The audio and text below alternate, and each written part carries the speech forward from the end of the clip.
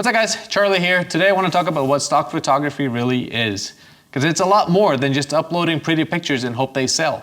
Stock photography is commercial photography. It's strategic and it's everywhere.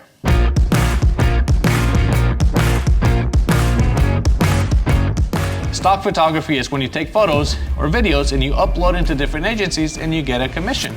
Simple, right?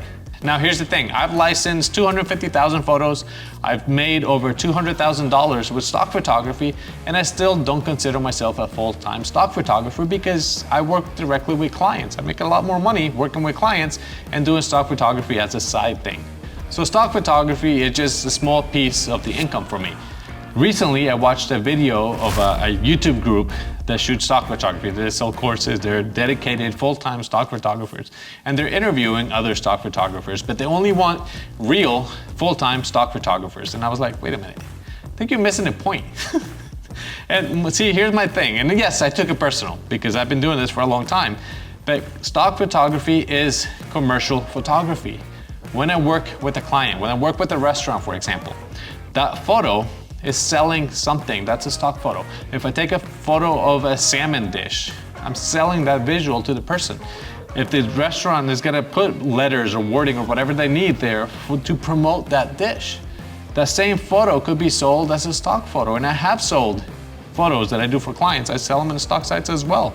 I have an agreement with them. They don't care. It's my photo anyway. If they want exclusive photos, I'll charge them more. But that's the whole point of working with clients. Okay, let's go back to the restaurant. Let's say I hire models to come in and pretend they're having a good time drinking drinks out on the patio.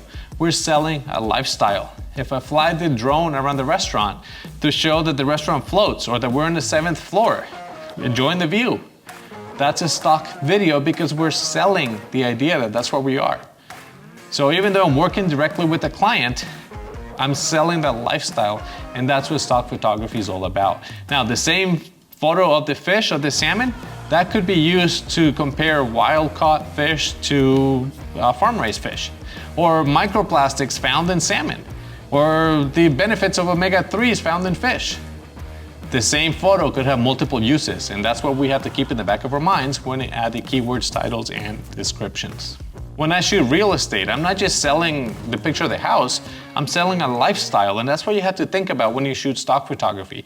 When you travel and you want to sell a landscape, what are you selling? It's a lifestyle of being there.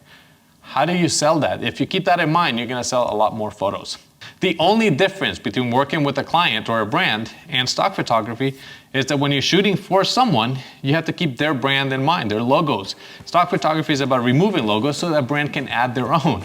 But when you're working directly with a brand, you want to keep their brand identity in that photo or that video. So keeping their logos on the side or in the middle, that is pretty much the only difference. So any commercial photo shoot, it's a stock photo shoot.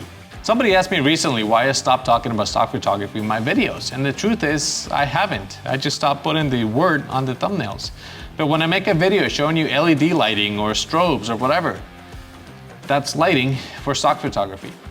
If I show you how to make fake ice cream in a video, that's for stock photography.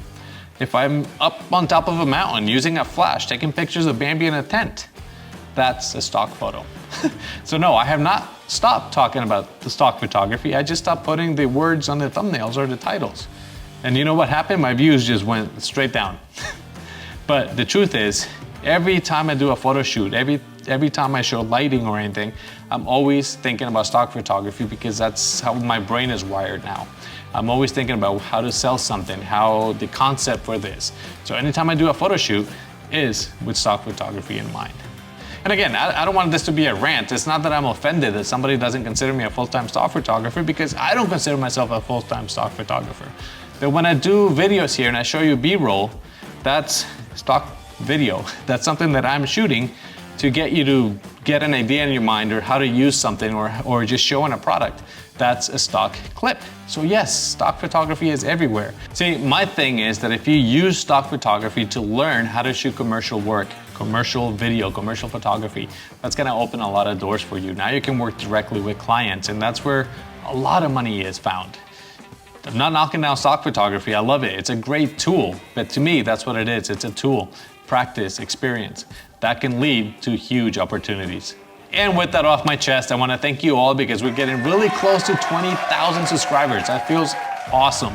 So thank you so much for everyone that's decided to click that subscribe button. Don't forget to like, and I'll see you guys in the next video. And channel members, thank you so much for your generosity. Honestly, the official sponsors of this channel. Thank you so much. We'll see you guys in the next one. Bye. Where's my remote?